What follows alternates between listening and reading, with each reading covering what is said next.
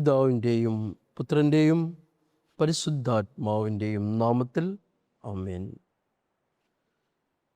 സ്നേഹം നിറഞ്ഞവരെ, പരിശുദ്ധ കർമ്മല മാതാവിൻ്റെ നൊവേനയുടെ 4-ാമത്തെ ദിവസത്തിലേക്ക് നമ്മൾ പ്രവേശിക്കുമ്പോൾ നമ്മൾ ധ്യാന വിഷയമാക്കുന്നത് ഹബക്കുക്ക് പ്രവാചകൻ്റെ പുസ്തകം 3-ാം അധ്യായം 17 മുതലുള്ള തിരുവചനങ്ങളാണ്. അത്തിവൃക്ഷം പൂക്കുന്നില്ലെങ്കിലും, മുന്തിരിയിൽ ഫലങ്ങളില്ലെങ്കിലും, ഒലിവ് മരത്തിൽ കായ്കൾ ഇല്ലാതായാലും, വയലുകളിൽ ധാന്യം വിളയുന്നില്ലെങ്കിലും, ആട്ടിൻകൂട്ടം ആലയിൽ അറ്റുപോയാലും, കന്നുകാലികൾ തൊഴുത്തിൽ ഇല്ലാതായാലും, ഞാൻ കർത്താവിൽ ആനന്ദിക്കും.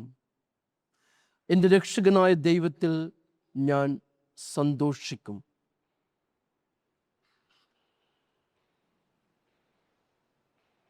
ഹബക്കുക്ക് പ്രവാചകൻ ഇസ്രായേലിൻ്റെ ദൈവം നൽകുന്ന രക്ഷയെ തിരിച്ചറിഞ്ഞുകൊണ്ട് ആ രക്ഷയിൽ മാത്രം ശരണം പ്രാപിച്ചുകൊണ്ട് വലിയ പ്രത്യാശയുടെ വഴിയിലൂടെ നടന്നു നീങ്ങുവാനും അതിന് പ്രകാരം ദൈവത്തിൻ്റെ കൃപയിലേക്ക് വളരുവാനുമായാണ് ഇസ്രായേൽ ജനത്തെ ക്ഷണിക്കുന്നത്.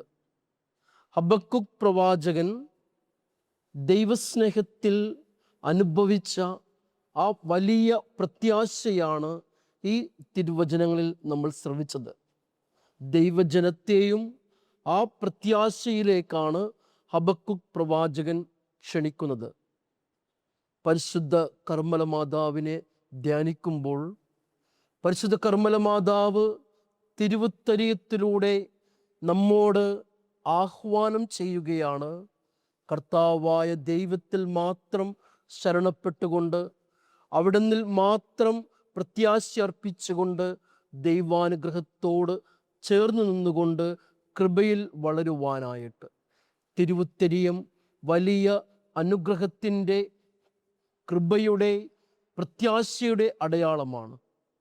ആ കൃപ അനുഭവിച്ചുകൊണ്ട് കർത്താവിൽ മാത്രം പ്രത്യാശ അർപ്പിച്ചുകൊണ്ട് മുന്നോട്ട് പോകുവാൻ ഈ തിരുവുത്തരീയം ധരിക്കുന്ന നമ്മെല്ലാവരെയും പരിശുദ്ധ കർമ്മല മാതാവിൻ്റെ മാധ്യസ്ഥത്താൽ കർത്താവായ ഈശോ അനുഗ്രഹിക്കട്ടെ എന്ന് പ്രാർത്ഥിക്കുന്നു. കർത്താവിൽ മാത്രം പ്രത്യാശ അർപ്പിച്ച് അവിടുന്ന് മാത്രം ശരണപ്പെട്ടുകൊണ്ട് ആ ദൈവകൃപയിൽ വളരുവാനുള്ള അനുഗ്രഹം നമുക്കുണ്ടാകട്ടെ എന്ന് പ്രാർത്ഥിക്കാം. കണ്ണുകളടച്ച് നമുക്ക് പ്രത്യേകം പ്രാർത്ഥിക്കാം. കർത്താവിൻ്റെ തിരുവചനം ഈ ലോകം മുഴുവനും അറിയിക്കുന്ന എല്ലാ മിഷണറിമാരെയും കർത്താവായ ഈശോ അനുഗ്രഹിക്കട്ടെ എന്നും എല്ലാ മിഷണറിമാരും കർത്താവിൽ മാത്രം പ്രത്യാശ അർപ്പിച്ചുകൊണ്ട് ദൈവാനുഗ്രഹത്തോടു കൂടി മുന്നോട്ട് നീങ്ങട്ടെ എന്നും പ്രാർത്ഥിക്കാം. പരിശുദ്ധ കർമ്മല മാതാവിൻ്റെ ശക്തമായ മാധ്യസ്ഥം എല്ലാ മിഷണറിമാരും അനുഭവിക്കട്ടെ എന്ന് പ്രത്യേകം പ്രാർത്ഥിക്കാം. കർത്താവായ ഈശോ നമ്മെല്ലാവരെയും അനുഗ്രഹിക്കട്ടെ. ആമേൻ.